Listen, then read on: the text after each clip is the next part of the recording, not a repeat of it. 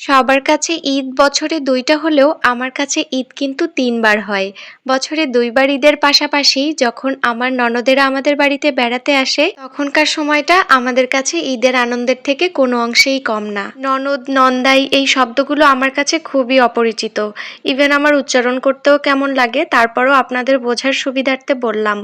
আমার ননদেরা আমার বড় বোনের মতো। বছরে একটা বার আপুরা গ্রামের বাড়িতে বেড়াতে আসে, আর সেই সময়টা আমাদের ফুল ফ্যামিলি একসাথে হয়।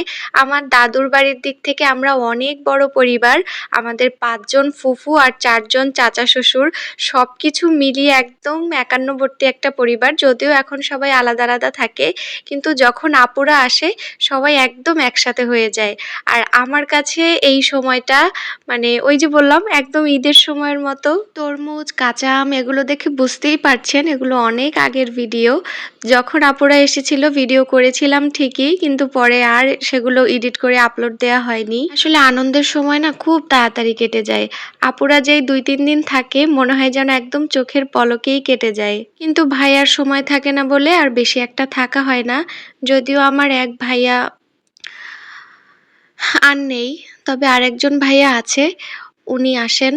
আর এই যে বিচ্ছু বাহিনীকে দেখছেন এগুলো হচ্ছে এক একটা আমার কলিজার টুকরা। আসলে সবকিছু দেখাতে নেই বা শেয়ারও করতে নেই। নজর খুব খারাপ জিনিস। কিছু কিছু ডাইনি থাকে সব জায়গায়, যাদের নজর লাগলে সবকিছু শেষ হয়ে যায়। এই জন্য আমি বাচ্চাদের বেশি একটা দেখাতে চাই না। আপুদের একদম টাটকা মাছ খাওয়াবো বলে ঘেরে নিয়ে এসেছিলাম।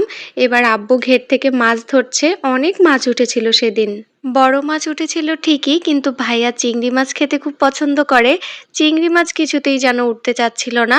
আব্বুর তো মনটাই খারাপ হয়ে যাচ্ছিল, বারে বারেই বলছিল জামাইটাকে কি একটু চিংড়ি মাছ খাওয়াতে পারবো না। আব্বুর নিজের কোনো মেয়ে নেই, তবে এই আপুরা আব্বুর কাছে মেয়ের থেকে কোনো অংশেই কম না। যখনই আসে আব্বুর সাধ্যমতো আব্বু চেষ্টা করে। আর আব্বুর মুখে সবসময় গল্প শুনি যে তোমার আপুদের আমি এইভাবে কোলে করে মানুষ করেছি, এভাবে খাইয়েছি, এভাবে ঘুরিয়েছি। আমাদের বাড়ির থেকে বর্ডার খুব একটা দূরে না, ইন্ডিয়ার বর্ডার। এই জন্য যখনই মানে কেউ বেড়াতে আসে ঘুরানোর জন্য প্রথমেই বর্ডারেই আমরা নিয়ে যাই। স্বাভাবিকভাবে এবারেও বর্ডারে চলে এসেছি। এখানে খই ফল খেয়েছিলাম, এটা আমি কখনোই খাইনি, এইবার ফার্স্ট টাইম খেলাম। আপনারা কি খেয়েছেন কেউ কখনো? এই বছর আমাদের নিশুমনির পরীক্ষার জন্য হয়তো আপুরা আসতে পারবে না, তবে এই ভিডিওটা যদি ভাইয়া আপনি দেখে থাকেন আপনাকে একদম করজোড়ে রিকোয়েস্ট করছি, প্লিজ চেষ্টা করবেন একবার হলেও একটু এদিক থেকে ঘুরে যাওয়ার জন্য। কারণ একরকম সারাটা বছরই অপেক্ষা করে থাকি। আর মাইমুন, নাফিসা তোমাদের বলছি যদি ভিডিওটা দেখে থাকো, বাবার কানের সামনে এত ঘ্যান ঘ্যান করবা, কান্নাকাটি করবা যে বাবা চলো, বাবা চলো, বাবা ফোদের বাড়ি থেকে ঘুরে আসি চলো, এরকম করে যেভাবেই হোক বুঝিয়ে শুনিয়ে বাবাকে নিয়ে আসবে, ঠিক আছে?